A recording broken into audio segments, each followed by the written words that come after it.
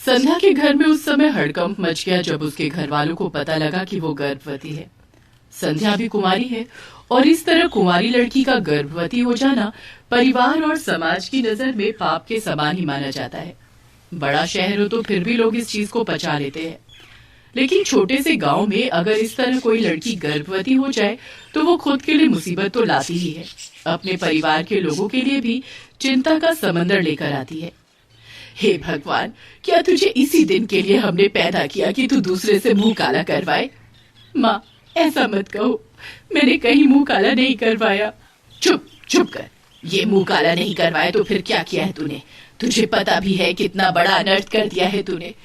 अगर ये बात गलती से भी किसी को पता लग गई तो पहले तो गांव वाले हमारा हुक्का पानी बंद करेंगे, उसके बाद हम सभी को गांव से निकाल देंगे। हाँ। संध्या का परिवार बहुत सीधा साधा था। उसके पिता किसान थे। घर में उसकी एक और छोटी बहन विद्या थी जो 7वीं कक्षा में पढ़ती थी। संध्या के इस तरह गर्भवती हो जाने से उसकी माँ को विद्या के भविष्य की भी चिंता होने लगी थी। इस लड़की ने तो पता नहीं किस जन्म का बदला लिया है हमसे। अरे खुद तो खड्ड में गिरी ही हम सभी को उसमें डाल दिया। मेरा तो मन कर रहा है कि इसे मारकर खेत में गाड़ दूं, या नहीं तो खुद फांसी पर लटक जाऊं।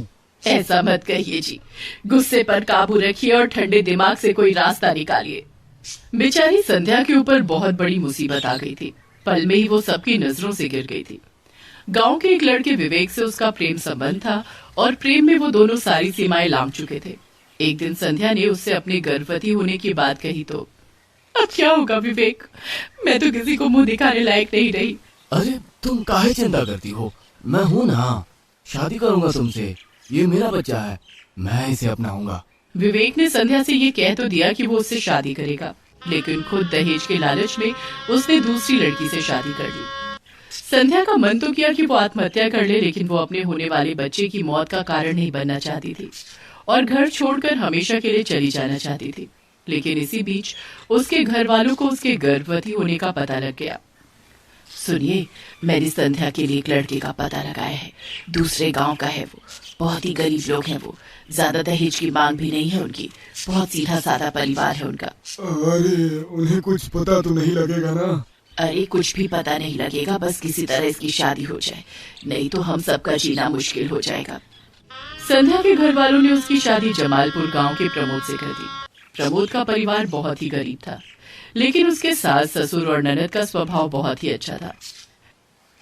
शादी के दूसरे दिन ही संध्या को पता लगा कि प्रमोद के घर में शौचालय नहीं है। उसकी ननद ने उसे बताया कि उसे सुबह सुबह ही खुले में शौच के लिए जाना होगा। ये सोचकर संध्या चिंता में पड़ गई। अरे भाभी, चिंता की क्या बात है इसमें? गांव में कई घरों में शौचालय नहीं है, सारी औरतें तो खुले में ही जाती हैं। संध्या खुले में ही शौचालय जाने लगी। एक दिन की बात है, एक दिन संध्या झाड़ियों के बगल में शौच कर रही थी, तभी उसके पेट में जोर का दर्द उठ गया। आह, ये मेरे पेट में दर्द कैसे शुरू हो गया? संध्या का दर्द बढ़ता ही जा रहा था, बढ़ता ही जा रहा था और वो जोर जोर से कराई जा रही थी। और जब उसके कराने की आवाज रुकी तो फिर वहां एक छोटे से बच्चे के रोने की आवाज आने लगी। संध्या ने एक बच्चे को जन्म दिया था। संध्या ने जब उस बच्चे को देखा तो उसकी ममता उस पर उमड़ पड़ी। उसने उसे गोद में उठाकर गले से लगा लिया। अरे मेरा बच्चा, अरे मेरा मुन्ना, मत रो मेरे बेटे, मत रो। संध्या ने उसे बहुत प्यार किया, उसे पुचकारा, लेकिन उसे वापस अपने ससुराल भी तो जाना था और वो इस बच्चे को लेकर ससुराल तो नहीं जा सकती थी। क्या करूं मैं? कैसी असहाय माँ हूं मैं जो अपने बच्चे को लेकर अपने घर भी नहीं जा सकती। लेकिन अगर इसे ऐसे ही खुले में छोड़ दिया तो जंगली जानवर तो इसे मार देंगे। एक काम करती हूँ, मैं इसके लिए छोटा सा पत्तों का घर बना देती हूँ और इसे उसी में रख देती हूँ। मैं इसे हर दिन देखने आया करूंगी। संध्या ने पत्तों का बिस्तर और पत्तों का घर बनाया और अपने बेटे को उसी में रख दिया। हर दिन वो अपने बच्चे को सुबह और रात को देखने जरूर आती, उसे दूध पिलाती, उसे गोद में खिलाती और उसे लोरी गाकर सुलाती भी।